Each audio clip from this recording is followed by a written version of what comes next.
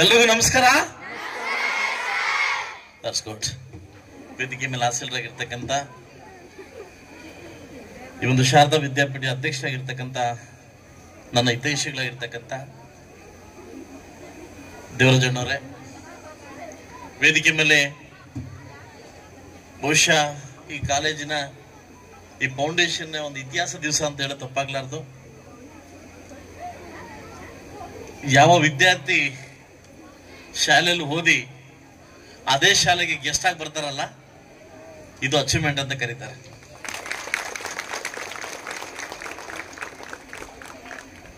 ನಾನು ಸಾಕಷ್ಟು ಜನ ಹೇಳ್ತಾ ಇರ್ತಾರೆ, ನೀವು ಇತ್ತೀಚೆಗೆ ಗೀತಾ ಮೇಡಮ್ ತುಂಬಾ ಹೊಗಳ್ತಾ ಇದ್ದೀರಿ ಅಂತ. ಅದು ಹೊಗಳು ಅಲ್ಲ, ಅಚೀವ್ಮೆಂಟ್, ರಿಯಾಲಿಟಿ. ಅದು ರಿಯಾಲಿಟಿನ ಎಲ್ಲಿ ಬೇಕಾದ್ರೆ ಹೇಳ್ಬೋದು, ಅದು ಯಾರಿಗೂ ಸಂಕೋಚ ಪಡೋಂಗಿಲ್ಲ.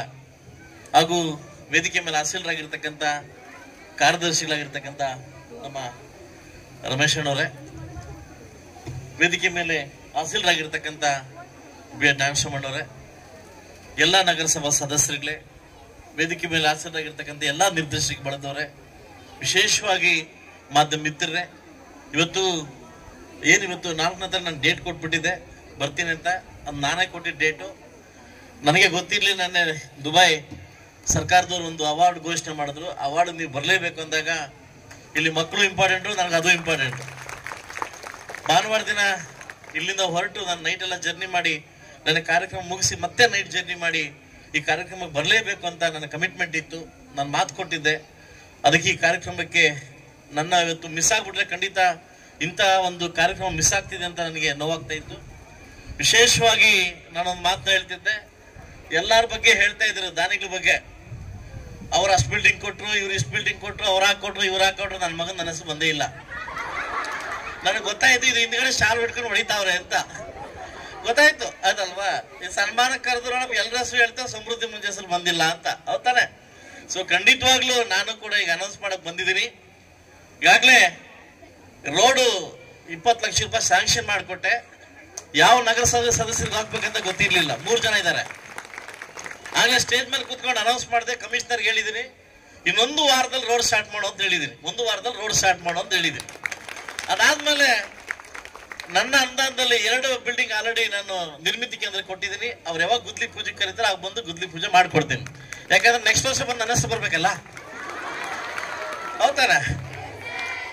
ಎಲ್ರದ್ದು ಬಿಟ್ಟು ನನ್ನ ಬಂದಿಲ್ಲ, ಮತ್ತೆ ಊರಿಗೆ ಕುಸ ಮಾಡಪ್ಪ ಅಂತ ಹೇಳ್ತಾರೆ. ಅದಕ್ಕೋಸ್ಕರ ಬೇಡ. ನಂದು ಅಂತ 2 ಬಿಲ್ಡಿಂಗ್ ಮತ್ತೆ ರೋಡ್ ಮಾಡ್ಕೊಡ್ತೀನಿ. ರಮೇಶ್ ಅಣ್ಣವರ, ಇದೆಲ್ಲೂ ಪ್ರೆಸ್ ಮೀಟ್ ಮಾಡಕ್ ಹೋಗ್ಬೇಡಿ. ಓಕೆ? ನಿಮ್ಮನ್ನ ಕಂಡ್ರೆ ಒಂಥರ ಭಯ, ನಮ್ಗೆ ಎಲ್ಲಿ ಹೋಗಿ ಬಿಸಾಕ್ತಿರೋ ಅಂತ. ಅದಲ್ಲ, ಡ್ರೈನೇಜ್ ನಾನು ಎತ್ಬೇಕಾ?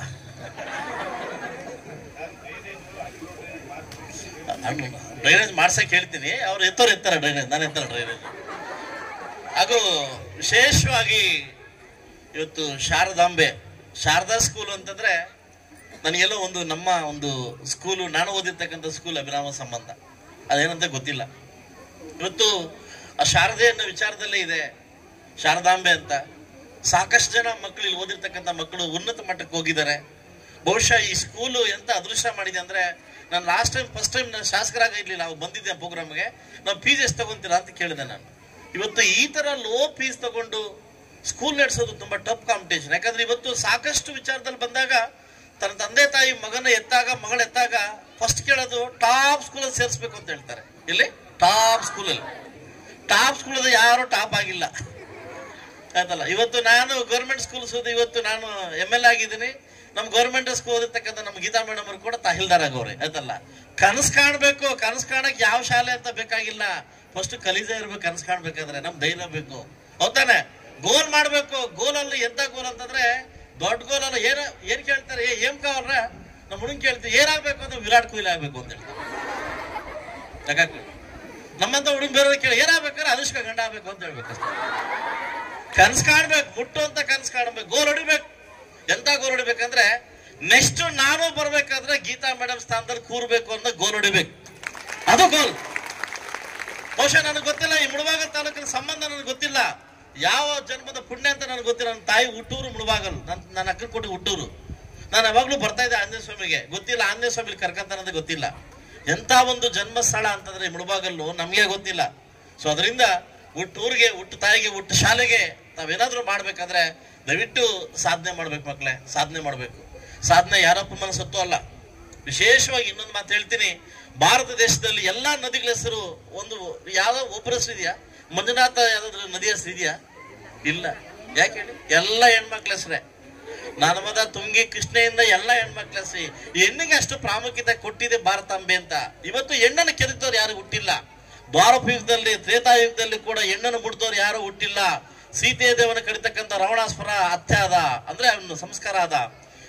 ಅದೇ ರೀತಿ ದ್ರೌಪದಿ ಮುಡಿತಕ್ಕಂಥ ಒಂದು ಕೌರವರು ಕೂಡ ಅಂತೆ ಆದ್ರು. ಈ ಕಲಿಯು ಕೂಡ ಅಷ್ಟೇ. ಹೆಣ್ಣನ್ನ ಎಲ್ಲಿ ಗೌರವಿಸ್ತೀವಿ ಅಲ್ಲಿ ನಮಗೆ ಸಂಸ್ಕೃತಿ ಮತ್ತೆ ಎಲ್ಲ ಬೆಳೀತದೆ. ಹೆಣ್ಣನ್ನೆಲ್ಲ ಅಗೌರವಿಸ್ತೀವಿ, ಅದು ನಾವು ಖಂಡಿತ ನಮ್ಮ ತಾಯಿ ಆಗಿರ್ಬೋದು, ನಮ್ಮ ಹೆಂಡತಿ ಆಗಿರ್ಬೋದು, ನಮ್ಮ ಮಕ್ಕಳಾಗಿರ್ಬೋದು, ಯಾವುದೇ ಹೆಣ್ಣಾಗಿರ್ಬೋದು. ವಿಶೇಷವಾಗಿ ಇವತ್ತು ಹೆಣ್ಣು ಮಕ್ಕಳು ಸಾಕಷ್ಟು ಜನ ಈ ಒಂದು ಶಾರದಾಂಬೆ ಸ್ಕೂಲಲ್ಲಿ ಓದಿ ಚೆನ್ನಾಗಿ ಹೋಗ್ತಾ ಇದ್ದೀರಾ, ಒಳ್ಳೆ ಮಟ್ಟಕ್ಕೆ ಹೋಗ್ತಾ ಇದ್ದೀರಾ. ನಾನು ಒಂದೇ ಮಾತಾಡೋದು, ಈ ಶಾಲೆಗೆ ಏನಾದ್ರು ಮಾಡಿ, ಈ ಶಾಲೆಗೆ ಏನಾದ್ರು ಮಾಡಿ, ನೀವು ದೊಡ್ಡವರಾದಾಗ ಈಗ ಮಾಡಿ ಅಂತೇಳಿ, ದೊಡ್ಡವರಾದಾಗ ದೊಡ್ಡ ಮಟ್ಟಕ್ಕೆ ಹೋದಾಗ ನಿಮ್ ಶಾಲೆ ಬಗ್ಗೆ ಒಂದು ಗೌರವ ಇರಲಿ.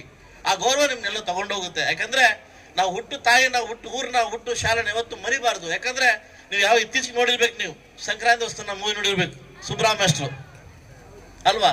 ಅದು ಬೇಕು ನಮ್ಗೆ. ಯಾಕಂದ್ರೆ ಎಲ್ಲಾ ಮನುಷ್ಯರಿಗೂ ಸಂಸ್ಕಾರ ಅನ್ನೋದು ಬೇಕು, ಎಲ್ಲಾ ಮನುಷ್ಯ ಸಂಸ್ಕಾರ ಅನ್ನೋದು ಬೇಕು.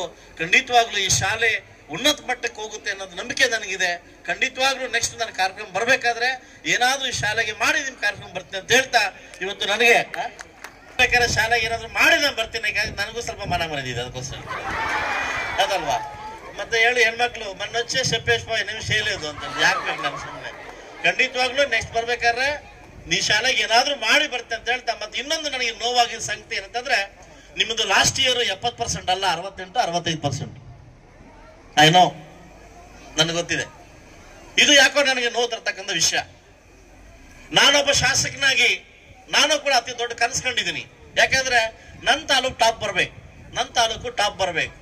ನೀವು ನನಗೇನಾದ್ರು ಗಿಫ್ಟ್ ಕೊಡ್ಬೇಕಂತ, ನೀವೇನಾದ್ರು ನನಗೇನಾದ್ರು ಗಿಫ್ಟ್ ಕೊಡ್ಬೇಕಂತ ಮನಸ್ಸಿದ್ರೆ ಈ ಸರಿ SLCದಲ್ಲಿ ಸಾಕಷ್ಟು ಅಂಕಲ್ ಪಡಿಬೇಕಂತ ಒಂದು ಇವತ್ತಿಂದವನ್ನೇ ನೀವು ಅದನ್ನ ಪಣ ತೊಟ್ಬೇಕು. ನಾನೇನ್ ಕೇಳ್ತೇನೆ, ನಿಮ್ಗೆ ಗಿಫ್ಟು ಹೈಯೆಸ್ಟ್ ಮಾರ್ಕ್ಸ್ ಈ ಶಾಲೆಯಿಂದ ಬರ್ಬೇಕು. ಆಗುತ್ತಾ ಇಲ್ವಾ? ದೀನಿಗೆ ಮಾತ್ರ ವಾಯಿಸ್ಲಿಕ್ಕದ ಮಾಡ್ಬೇಕು. ಇವತ್ತು ಶಾಸಕ ನೀವೇನೋ ಗಿಫ್ಟ್ ಕೊಡ್ಬೇಕಂದ್ರೆ ಹೈಯೆಸ್ಟ್ ಮಕ್ಕಳು SLCಯಲ್ಲಿ ಓದಿ ಆ ಒಂದು ಅಂಕ ಬಂದ್ರೆ ನನಗೆ ಕೂಡ ಖುಷಿ ಆಗುತ್ತೆ ಅಂತ ಹೇಳ್ತಾ, ಮತ್ತೊಮ್ಮೆ ಎಲ್ಲ ನನ್ನ ಮಕ್ಕಳಿಗೆ ಶುಭಾಶಯ ತಿಳಿಸ್ತಾ ಈ ಒಂದು ಕಾರ್ಯಕ್ರಮಕ್ಕೆ ಬರಮಾಡಿ ನಮಗೆಲ್ಲ ಇಷ್ಟೆಲ್ಲ ಹೌದಾರಿ ಕೊಟ್ಟಿರ್ತಕ್ಕಂಥ ಎಲ್ಲ ನನ್ನ ಪ್ರಾಧ್ಯಾಪಕ ವರ್ಗದವ್ರಿಗೂ ಮತ್ತು ಆ ಒಂದು ಗುಂಪಿಗೆ, ಒಂದು ಪ್ರಾಂಶುಪಾಲರಿಗೆ, ಹೈಸ್ಕೂಲ್ ಹೆಡ್ ಮಾಸ್ಟರ್ಗೆ ಎಲ್ರಿಗೂ ಒಂದಿಸ್ತಾ ನಾನು ಮಾತು ಮುಗಿಸ್ತಾ, ಎಲ್ರಿಗೂ ಒಳ್ಳೇದಾಗ್ಲಿ.